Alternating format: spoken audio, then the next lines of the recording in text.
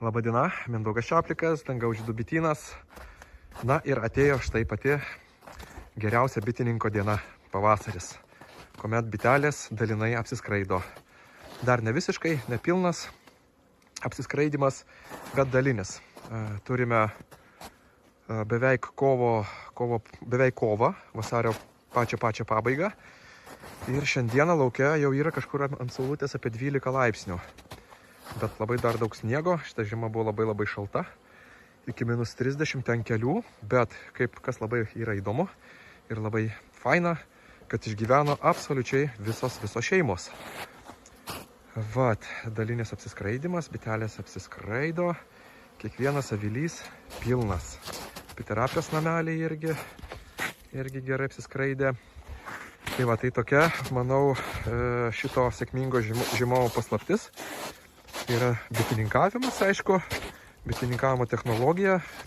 Primenu, kad nemaitinu bičių absoliučiai jokiom cukrumi arba sirpais. Bitė žiemoja ant savo medaus. Vat, va, irgi apiterapijos namelis. Gydau oksalo rūgštimi.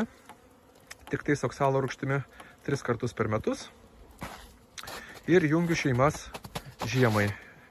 Po dvi į vieną. Ir viskas, va.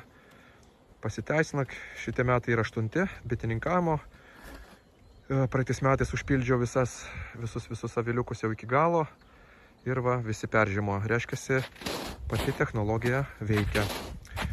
Va, kadangi dar labai daug sniego, taip padarėm tokios va, nusileidimo aikšteles lakūniams, kad nesušaltų ant sniego. Labai gerai, nes yra paprasta daryti. Lengvas pasiimiai, nereikia nieko tampyti, tiesiog šitie nuo šiltnamių turbūt jos daro, polikarbonadas ar kaip jis ten vadinasi. Tai va, turiu dar pagalbininkę. Šiais metais pagalbininkę žmoną Moniką, kuri padeda man dabar labai labas. Tai va, na ir galim aišku peržiūrėti greitai. Tai sakau, bitininkui turbūt pats maloniausias vaizdas, kuomet visos bitelės išeina po žiemos išeina ir eina apsiskraidyti. Va, čia saulutė jau pasislėpė, jau netaip skraido, bet nueisim pasižiūrėsim, kur aviliukai dar dabar ant saulės. Tai ten intensyviai skraido bitelės. Tai va, apžiūrim visą bityną, jau apsiskraido, matosi, netgi ant sniego yra dėmelės mažas, va, jeigu greičiausiai turėtų matytis, viskas koksai sniegas yra rudas. Va, bitelės, na, galėčiau pasakyti, kad, sakau, kaip žiema buvo minus 30 ir daugiau, ir tokia nebloga, beveik 2 mėnesius, tai atkrito bitelių tikrai, sakyčiau, daugiau negu įprastai. Atkrito kažkur, trečdalis, manau, nuo šeimos kiekvienos tikrai atkrito.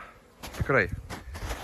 Atkrito trečdalis, kai kur gal net ir pusę bitelių neišgyveno, bet šeimos stiprios, tai manau, turėtų gerai startuoti pavasarį. Visur skraido. Apeisim. Padarysim garbės ratą. Vat, dar koksai pastebėjimas, tai turbūt nendriniuose aviliuose, bet kokiu atveju žiemoja geriau, mažiau buvo žuvusių bitelių, nes mažiau drėgmės.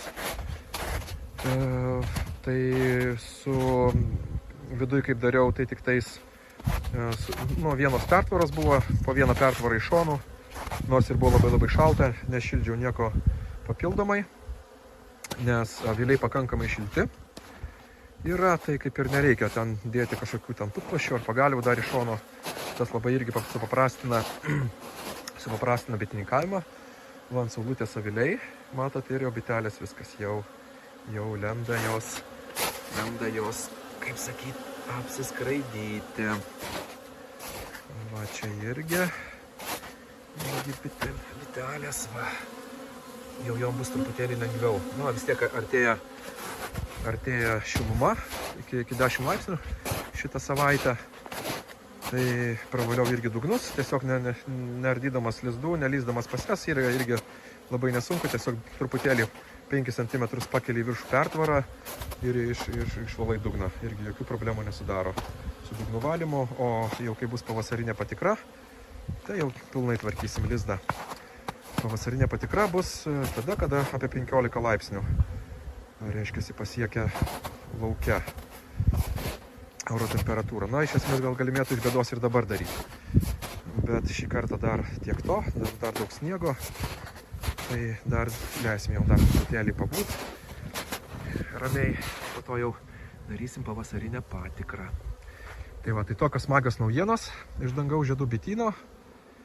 Linkiu visiems bitininkams sėkmingo sezono, sėkmingo starto, kad būtų daug medaus ir stiprios bitės. Tai ačiū Jums už dėmesį ir iki.